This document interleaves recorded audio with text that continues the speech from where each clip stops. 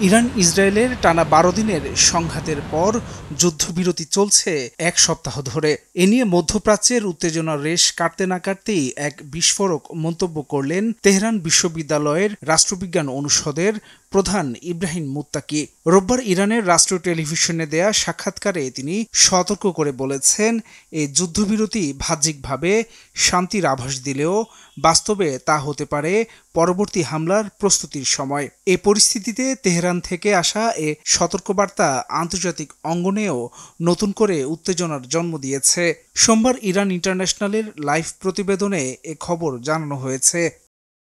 মুত্তাকি ইরানের কর্মকর্তাদের এ যুদ্ধবিরতি গুরুত্বের সঙ্গে না নেয়ার আহ্বান জানিয়েছেন। বলেছেন, ইরানি কর্মকর্তারা এবার হামলার লক্ষ্যবস্তু হবেন।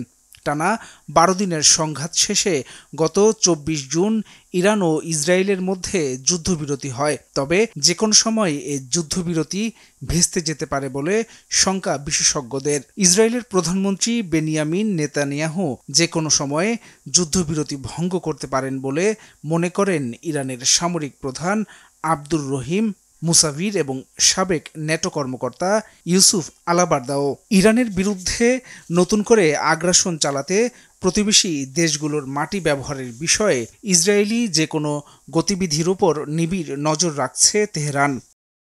সোমবার সাপ্তাহিক সংবাদ সম্মেলনে সাংবাদিকদের উদ্দেশ্যে ইরানের পররাষ্ট্র মন্ত্রণালয়ের মুখপাত্র ইসমাইল বাঘাই বলেছেন, ব্যতিক্রম ছাড়াই সব প্রতিবেশী দেশ আমাদের আশ্বস্ত করেছে তারা ইরানের বিরুদ্ধে আক্রমণাত্মক কর্মকাণ্ডের জন্য ইহুদিবাদী সরকারকে তাদের স্থান বা ভূখণ্ডের অপব্যবহার করতে দেবে না।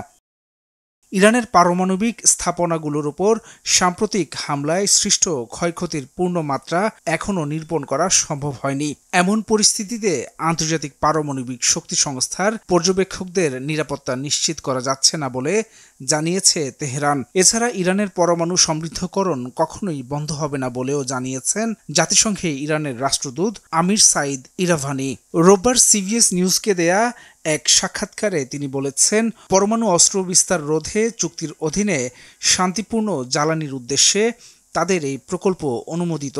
বলেন, সমৃদ্ধকরণ আমাদের অধিকার এবং আমরা এই অধিকার বাস্তবায়ন করতে চাই। এদিকে ইরান ইসরায়েল উত্তেজনা কমাতে নতুন করে আলোচনার কথা রয়েছে যুক্তরাষ্ট্রের। তবে তেহরান জানিয়েছে, কূটনৈতিক আলোচনা আবার শুরু করতে চাইলে যুক্তরাষ্ট্রকে তেহরানের ওপর নতুন করে হামলার চিন্তা বাতিল করতে হবে। হাসান শাব্বির, ভোরের কাগজ।